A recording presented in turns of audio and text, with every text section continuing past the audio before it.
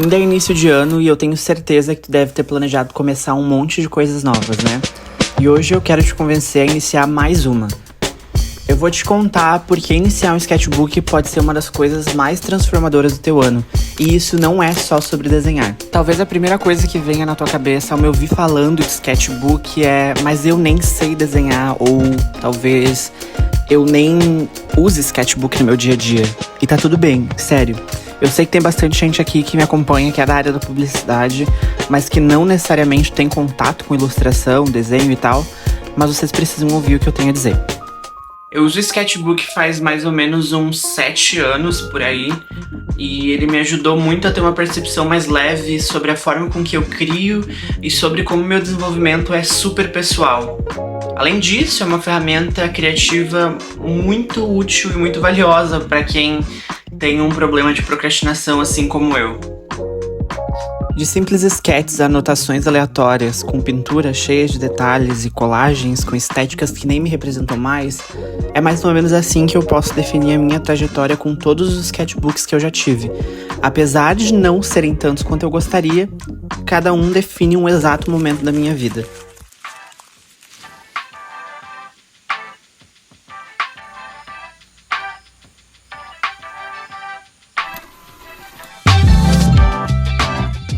Começar um sketchbook ainda em 2025 pode ser transformador justamente por essa capacidade que ele tem de nos fazer enxergar além.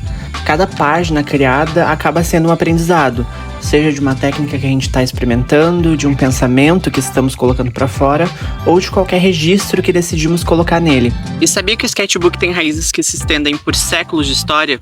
Bem antes dele ser esse companheiro criativo moderno que a gente conhece hoje, ele era uma ferramenta essencial para grandes nomes da ciência, da literatura, da filosofia e das artes. Leonardo da Vinci, por exemplo, carregava um sketchbook para onde ele fosse, tanto para registrar o que ele via, quanto para colocar para fora as ideias que ele tinha. Então era como se fosse uma extensão da mente dele, só que num caderno. E não é só sobre desenho, nunca foi só sobre desenho. É muito mais sobre como a gente enxerga o mundo e a gente coloca isso em algo palpável, sabe? E é aqui que eu quero chegar. O sketchbook não é só um caderno de desenho. Ele é um registro vivo do que você pensa, sente e experimenta ao longo do tempo. Ele pode ser um espaço onde tu joga as ideias sem compromisso, sem precisar que elas sejam boas ou finalizadas, e isso que é libertador.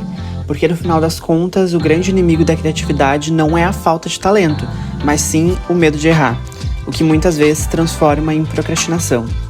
E errar no sketchbook é quase um requisito, afinal não tem regras para usar ele. Então, se até aqui eu conseguir te convencer a iniciar um sketchbook nesse ano, eu ainda vou te indicar um caminho para tu escolher qual o melhor sketchbook que funcione com o tipo de criação que tu quer começar a fazer. Se a tua ideia é experimentar guache ou aquarela, tu vai precisar de um sketchbook com folhas de gramatura mais alta.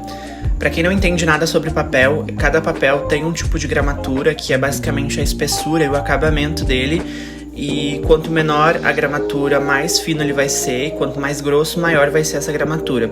Então, para aquarela e guache, que são técnicas aguadas, tu vai precisar de um sketchbook com a gramatura de pelo menos 300, que eu acho que é uma das mais altas, assim. Dá pra trabalhar com sketchbooks com gramaturas menores, mas talvez o acabamento não seja dos melhores, porque vai acabar enrugando a folha por conta da água, por conta da espessura da tinta também. Então, o ideal é de 300, mas dá pra trabalhar sim, dá pra fazer, dá pra experimentar com gramaturas menores. Eu mesmo já trabalhei muito, já fiz muito trabalho em gramaturas menores e super funciona.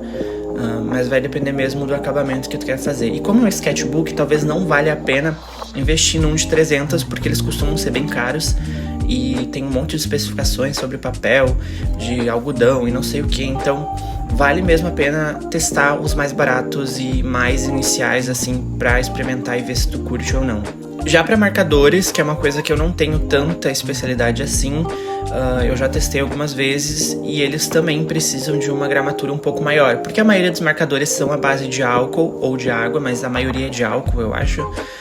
Tipo esses que compra na Shopee, no AliExpress e tal, a maioria é à base de álcool, então eles acabam vazando pro outro lado. Por isso que o ideal é um papel mais grosso. Existem papéis específicos para marcadores, mas eu nunca testei. Então, se tu quiser testar com marcadores, provavelmente vai vazar do outro lado.